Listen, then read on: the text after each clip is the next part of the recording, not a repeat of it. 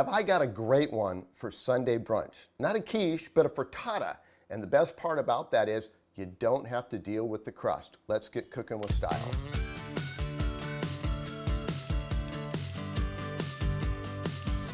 The great thing about making a frittata instead of a quiche is you don't have to worry about having a nice flaky crust.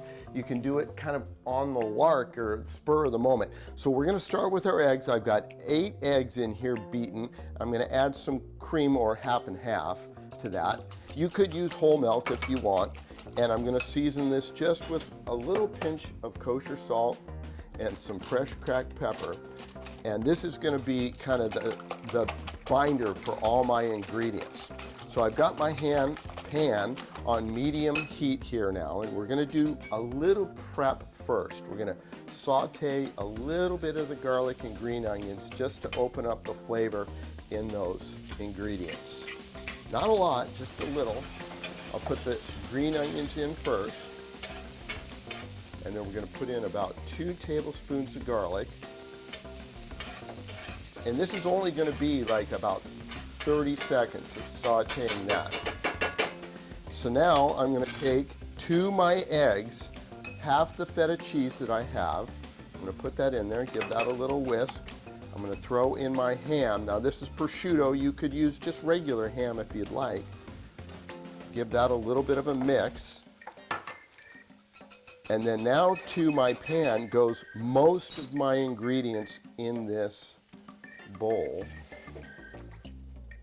Okay. And then now we'll put in our spinach.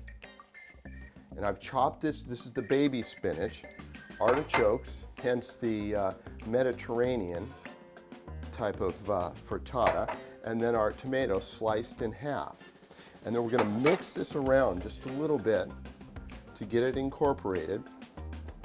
And what I'm going to want you to do is bring this kind of not to a boil, but to a point where we're seeing the edges bubble up a little bit. I'm going to mix this down so all the cheese and ham and tomatoes and spinach are all evenly dispersed inside this cast iron pan. And really a cast iron pan is the best pan to use for this.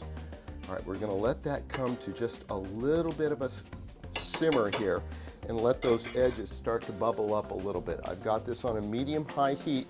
Now you got to be patient for about 2 or 3 minutes. All right, let me just show you what I mean by bubbling around the edge. It's not a lot, but if you look kind of closely right there, you can kind of see it bubbling around the edge.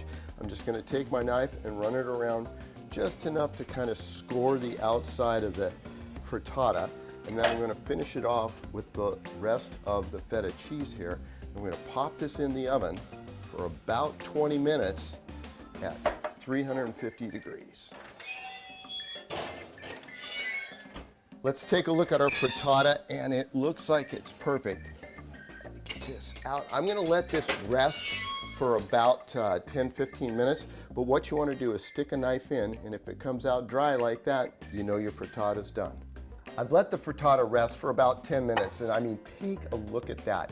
And we didn't have to do, like a quiche and have the crust. This thing's ready to go. Let me plate it up for you, and I'm gonna do it Molly's way.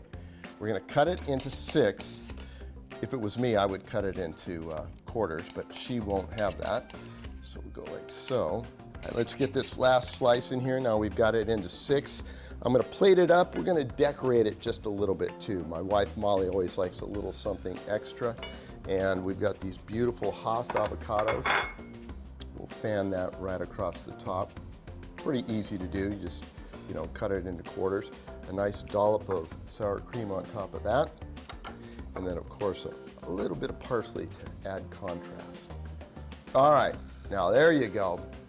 A nice little frittata. If you let this chill, it's great for lunch. Make a little salad on the side or maybe a baguette.